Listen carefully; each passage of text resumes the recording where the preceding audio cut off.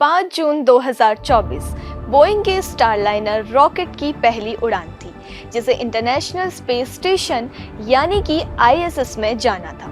ये projection Florida के cap Canaveral space force station से, जहां सुबह स्टारलाइनर का एक रॉकेट लॉन्च हुआ। 6, 5, 4, 3, 2, 1, ignition. And liftoff of Starliner and Atlas V.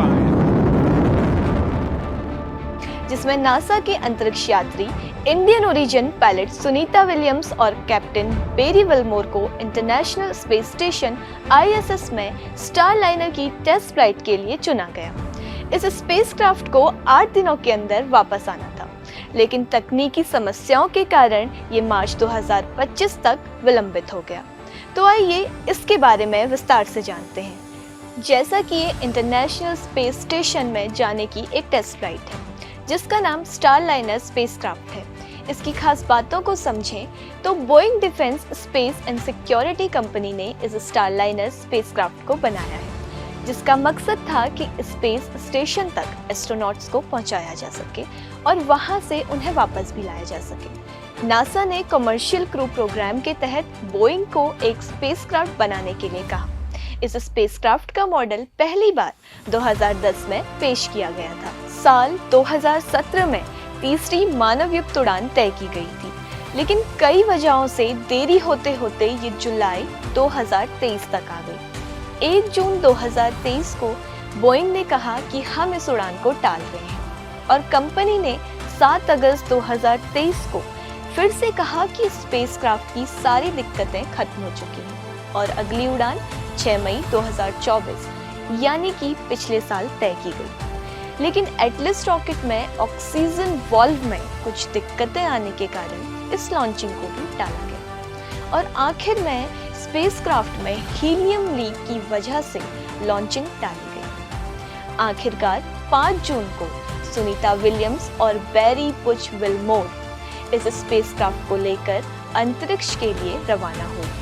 8 दिन बाद यानी कि 13 जून को इन्हें वापस आना था, लेकिन अब तक भी ये स्पेस स्टेशन पर ही फंसे हुए हैं। नासा का कहना है कि इसका मुख्य कारण है स्टारलाइनर से हीलियम लीक होना, और ये बताया गया कि हीलियम गैस का लीक होना कोई बड़ी बात नहीं है, इसमें गलती सीलिंग की है। लेकिन बोइंग ने कहा कि वो पता कर रहे हैं कि ये लीक कैसे और क्यों हुआ।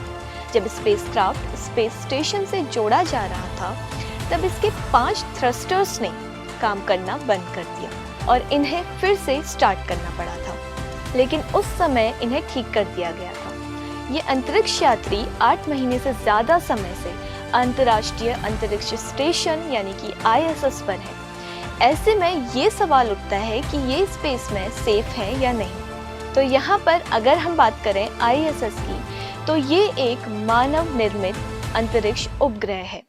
ये पृथ्वी की निचली कक्षा में स्थित है। यह अंतरिक्ष में सबसे बड़ा मैनमेड ऑब्जेक्ट है। इस स्टेशन पर अंतरिक्ष यात्री रहते हैं और यहाँ वैज्ञानिक अनुसंधान यानी कि साइंटिफिक रिसर्च करते हैं।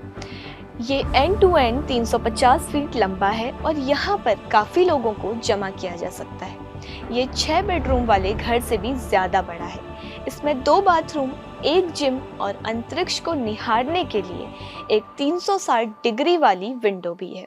यह इंजीनियरिंग और अंतर्राष्ट्रीय सहयोग का एक शानदार उदाहरण है। इंटरनेशनल स्पेस स्टेशन को बनाने में 5 देशों की अंतरिक्ष एजेंसियों का योगदान है। ISS की असेंबली में नासा के अलावा रॉसकॉस्मोस, रूस, European space agency ESA, Japan aerospace exploration agency यानी कि JAXA ये अभी तक का सबसे बड़ा स्पेस स्टेशन है, जहां एस्ट्रोनॉट्स हमेशा तैनात रहते हैं। इंटरनेशनल स्पेस स्टेशन में यूरिन को रिसाइकल करके पीने का पानी बनाया जाता है। इसके लिए रिसाइकल किए गए पानी को एक प्रेशराइज्ड टैंक में इकट्ठा किया जाता है। फिर वहाँ केमिकल रिएक्शंस के जरिए पानी के बैक्टीरियाज को अलग किया जाता है। अंतरिक्ष स्टेशन पर लगा वाटर सिस्टम अंतरिक्ष यात्रियों के लिए पीने योग्य पानी तैयार करता है। ये सिस्टम शावर से नमी को इकट्ठा भी करता है। इस नमी को फिल्टर करके फिर से पीने और इस्तेमाल करने योग्य पानी तैयार किया जाता है। इमरजेंसी के लिए स्टेशन पर लगभग 530 गैलन पानी भी रखा जाता है। तो इससे हम समझ सकते हैं कि काफ़ी महीनों तक कंफर्टेबल रहने के लिए ये काफ़ी अच्छा है। एक रिपोर्ट के अनुसार सुनीता विलियम्स और बैरी विलमोर की वापसी पहले जल्दी होने वाली थी, लेकिन मिशन के पुनर्निर्धारण और तकनीकी समस्याओं की वजह से इनमें देरी हुई। क्रू 10 मिशन को 12 मार्च 2025 को स्थानीय समय अनुसार शाम 7:48 बजे लॉन्च किया जाएगा। अंतरिक्ष यात्री सुनीता विलियम्स और बैरी विलमोर मार्च 2025 के अंत में एलन मस्क की कंपनी स्पेसएक्स के ड्रैगन क्रू कैप्सूल से धरती पर लौटेंगे। ये नियंत्रित तरीके से पृथ्वी के वायुमंडल में प्रवेश करेगा, जिसके बाद ये अटलांटिक महासागर या मेक्सिको की खाड़ी में उतरेगा। यहाँ पर रिकवरी टीमें अंतरिक्ष यात्रियों को सुरक्षित किनारे पर लाने के लिए तैयार रहेंगी। मीडिया रिपोर्ट के मुताबिक स्पेसएक्स को नासा के कमर्शियल क्रू प्रोग्राम ने करीब $3 बिलियन दिए हैं।